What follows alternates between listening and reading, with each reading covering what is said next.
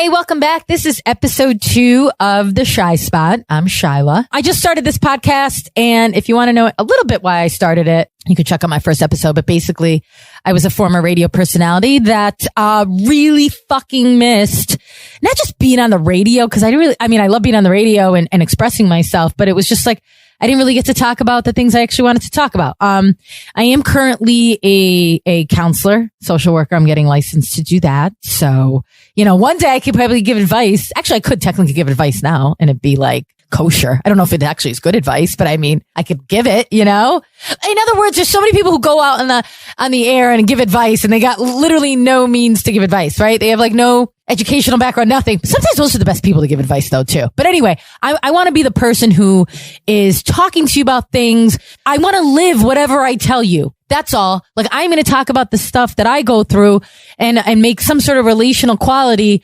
that we could kind of, where I could also say, hey, well, this worked for me, so I'm going to talk about it. This did not work for me. I don't know, but we're going to try different angles. This episode, I wanted to talk about it. I started to talk about it last episode because the reason I prolonged starting a podcast, A, there's like a million of them out there, but B, I didn't have the confidence, and confidence has played such a heavy role, negative role in my life. And then I started to have to conquer that fear. And self-love came up, and self-care, these concepts. I hate both those terms. Dan is my producer. Hi, Dan. Hi, Charlotte. It's great to be back. Yeah, great. I'm producer Dan. Producer Dan. Producer Dan. Producer Dan.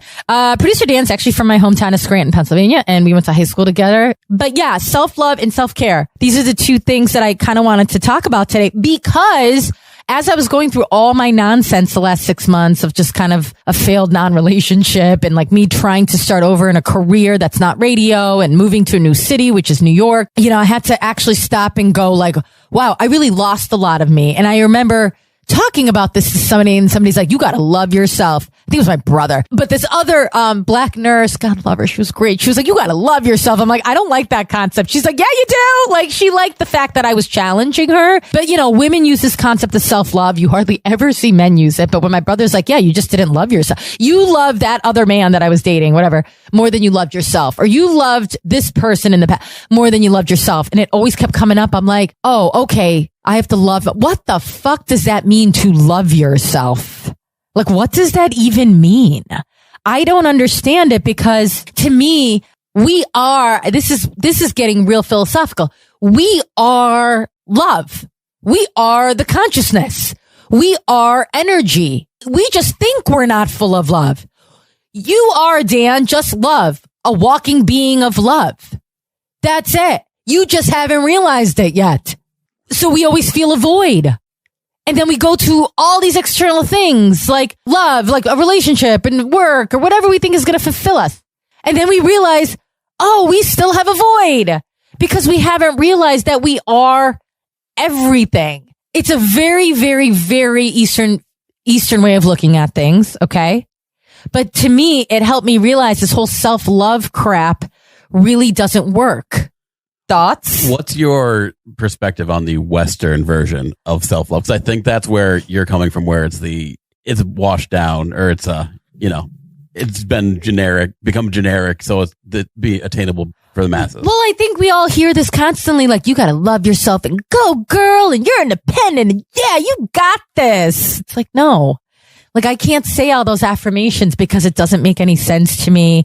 I think that's a very Western concept. The idea of manifesting. You're putting positive energy out there, that's fine. But like, when you're just manifesting affirmations to yourself without really understanding where you lack, that's problematic. That means you're just band-aiding all these issues that you probably need to work on with these fucking band-aids of affirmations. Those dream chart things. Not the dream charts, like the dream picture where you cut all the pictures out of the magazines and the words. Yeah, no. I mean, I have one of those. A manifestation board. I've done it before. Manifestation board. I don't know. If it works for you, it works for you. I'm just telling you what doesn't work for me. And maybe that's why if you tried it, it doesn't work for you. So for me, the self-love concept really is did you do what you were supposed to do on a consistent basis in a disciplined manner? So self-love and self-care also go hand in hand. So self-care is the Western term we all hear about. that I feel like is really taught in a bad way. This concept of like, did you make yourself feel better? What did you do for self-care? Did you take a bubble bath? Drink your tea. Did you drink your tea? Did you have your glass of wine? You deserve it, girl. No, you don't. No, we don't even deserve anything. Like, I don't think most of us look at our lives and go, where did I fuck up today? I don't deserve the glass of wine. I literally go home and go, where did I fuck up today? Oh, that's right. I don't think I gave like that client that really, I forgot to fax that one article that I said I would do. Why, Shyla? Because you're too busy thinking about yourself. So the day sucked. You had all these problems. You had all these fuck ups. Yeah. And instead of taking stock in your own life and saying, I could do better here, I could do better there. Yeah. No, wash the problems away with some with my bubble bath and my peppermint tea. Yeah, I don't like that. It makes us as human beings not understand what we need to fix, because obviously there might be several things we're doing in our lives that are not working. So women do the whole I deserve this bubble bath bullshit, right? And then men do the I don't even know what's wrong with me. Like, let me just keep working. Like, I don't know. Or like, let me just continue on in my beer. Or like, I don't know. Like, do you ever stop and go, yeah, I think I need to fix this? Or do you justify your actions? And to me, this is the concept, loving yourself, which I still hate. I got to just find a better term for all of it. Self-care is basics. It's the basics. 90% of people's self-care routine doesn't even include what it's supposed to include. And what is it supposed to include? Mind, body, spirit. What did you eat? How'd you sleep? Did you exercise? Did you feed your mind? That's all self-care should be. It should not be a justification of having a glass of wine. If you want to have a glass of wine, have a glass of wine. I'm not saying not having the glass of wine. I'm just saying that is not real self-care. Saying you deserve to get your nails done. You want to get your nails done? Go get your fucking nails done. But did you ask yourself, did you exercise your body that's supposed to carry you through this life? Did you feed it what you were supposed to? Did you kind of like enhance your mind intellectually? Do you take in the right knowledge that you need to grow, which is basically self-development? Did you check your emotions? This was a logical move. It was illogical. It was an emotional move. That's growth. Hopefully you try to do that in the morning itself so you have a good start in your day. And then you go into your work and you go, who am I working for? What is my ideal? Like, do I just work to make money? Do I like work for like a higher purpose in life? Like what? Those are things that ultimately give you confidence and that give you care and care in the way it's supposed to be. That's why I really want to talk about it, because why I'm so upset with myself is I always know when I'm fucking up in life when I stop taking care of fundamentals of mind, body, and soul. Fundamentals, you know? And if we are everything, if the gurus are right, people who are sages from thousands and thousands of years ago, I'm going to say they're all fucking right. Let's take for granted they're all right. And we are just pure love disguised, right? And all these different characteristics we're born in and all the circumstances that made us who we are. That means we somehow have to shed those layers to figure out, no, I really am. But what do I need to shed and what do I need to learn? What do I need to shed? What do I need to learn? Don't go about your whole life just trying to protect yourself from ever getting hurt. Don't go about your whole life just protecting yourself from, you are going to endure suffering. You just are. But you'll endure the suffering a lot better if the love for yourself is, have I done the basics? Am I being somewhat unselfish? Am I doing the basics of life? Self-care is stupid. Taking care of yourself is not stupid. What? Self-care is stupid. The concept that we have come up with as Americans. I mean, we hung up a name on something that, well, okay. So here's a crazy part of my brain. From my perspective is that I see the commercialization of it all. And that's what we do. And we've made it simple for the masses to attain and to get into it. And what is self-care that is sold on TikTok or Instagram or any of that stuff, right? Mm-hmm. It's your face peels, it's your jade rollers, it's your foot baths, it's your bath salts, it's all that shit that costs money. And it's people out there just saying, this is how you fix yourself. This is how you do better. You do this mask, you do this stuff, you do this rub, you do this body lotion. And in the end, you're just buying into commercial things. You think you're doing it. And it's not, yes, you feel better from it. And yes, it helps you in one way or another. But on a deeper level, you're still not hitting the core of the problems. And I think that's kind of your division between the Eastern part of it. The Eastern philosophy of it is a more spiritual side and our side is just what it is. And it's what it always is. It's the Western way of commercializing things. I think that's a really good point, Dan, in terms of, yeah, of course, we see the commercialization of it all over the place, but we're also getting told that. Like, I get told that all the time in my line of work, especially. I got told that when I was in school, like getting my, master's degree and all this stuff. And I would always push back. I'm like, guys, this is not self-care. It is really not. I will argue the PhDs of professors, this concept, and then I will bring them real people who do real self-care. And you know how you can tell that you're really not taking care of yourself? If your peace of mind never gets better. If you only band-aid your peace of mind on, let's say your self-care is smoking pot. It's cool. I'm not saying don't smoke pot. I'm just saying if you're smoking pot because you're like, yeah, man, I really just need to smoke pot. But then at the same time, you're not doing any caring for yourself. If you're not facing the problems. If you don't face the problem, guess what? You can fucking smoke pot all motherfucker. You can make all the money in the world. It will not help you. You could fuck every girl from here to Texas. It is a lot of girls. It is not going to help you. You could get 15 pedicures a week. All I'm trying to say is if your peace of mind doesn't incrementally get better, you're not doing something right. If you keep facing the same problems and it's not getting like tweaked in some way, there's no self-care. Because why? I'm going to tell you why body, mind, and health is like probably the basics of self-care. What you put in your body actually really makes a difference. And I smoke. Well, I'm trying to quit. And I'm like telling you this as a hypocrite. As a hypocrite. Yeah, I just watched Dan like smoke 5 cigarettes. Like, I'm not saying this like, yes, don't go put this stuff in your body, but don't go put this stuff in your body. I'm going to smoke 5 cigarettes. No, I understand what I also need to do because I'm telling you in a way where I'm like, I didn't do it. And we all do it. I leave the office here at 11 o'clock at night. Yeah. And McDonald's down the road is open 24 hours and there's a stoplight that takes 10 minutes to turn, but I can turn right on red and go to McDonald's and bro, decision of decisions. I'd make and I'll get that double and some chicken nuggets. Look, and I'm not saying not to do it once in a while, but I'm saying as a whole, what are you putting in your body? Do you exercise your body? And this is actually really important. What knowledge are you taking in? Because I think, we all need to find our little gurus and stuff, but that the right knowledge is important. I'm not talking the fucking news. I'm talking like the right knowledge, like self-development stuff. Is it enhancing you in some way? And I always say to people, look, if you want to go seek therapy. I'm a person who's an anti-therapist and like I find unconventional ways to talk, even though I'm a therapist, right? Like licensed to be. I actually I don't really like the style of it in many ways. And actually the therapist I currently see, like I just call him he's a scholar of Vedanta who's actually a life coach. You know why I go to him? Because he lives the life that I want, which is just to find peace. Because he studied the greatest knowledge in the world. He lives it. He's like this white dude from New Zealand. Even as a therapist, a lot of people have different styles, but I wanted to personally go to somebody who I knew was giving me something that he was also living. That was important to me. And you know what I always ask therapists or anybody? I'm like, so what did you do to resolve the problem? That's smart. I always ask that question. I'm like, what would you do in my position? And what did you do to resolve the problem? That's why I'm saying those basics of life, that's real self-care. Anything after that is just like, if you want to do it, you fucking do it. If you don't, you don't. You know what I mean?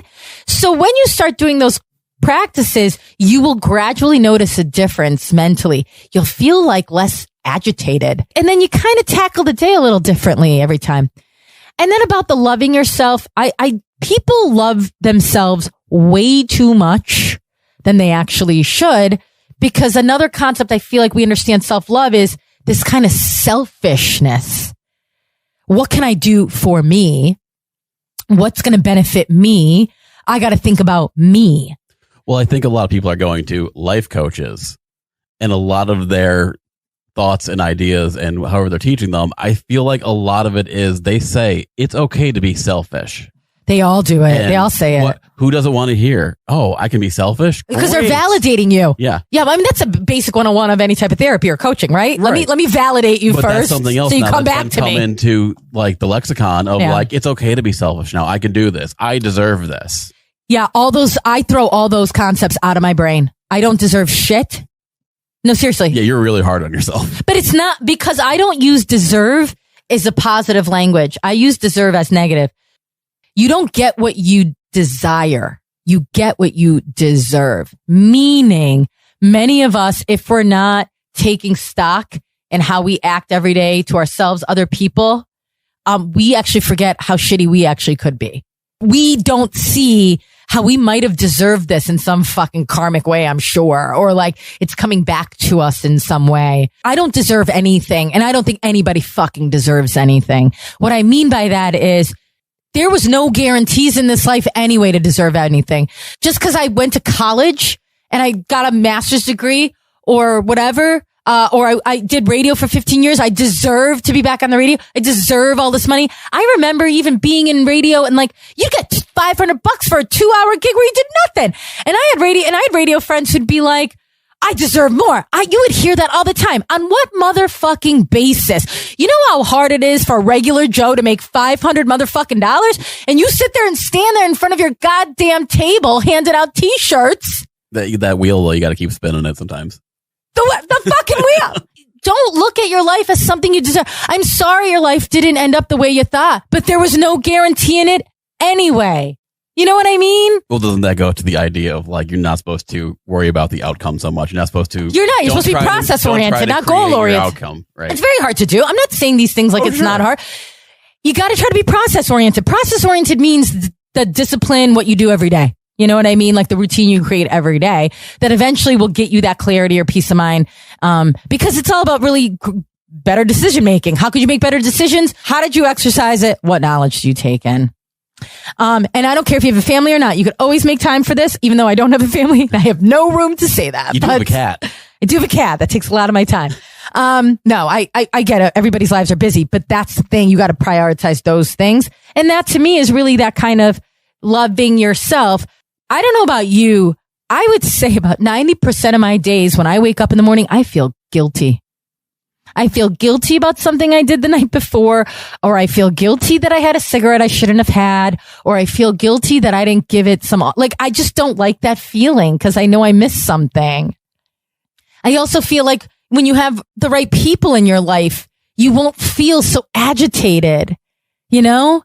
And then a lot of times if, we don't love ourselves, then we think that somebody else loving us is loving ourselves, you know? And we got to learn to create this kind of version where we're like, I really like being with this person, but I got to kind of figure out how to be alone too. Don't get me wrong. It sucks, right? Yeah.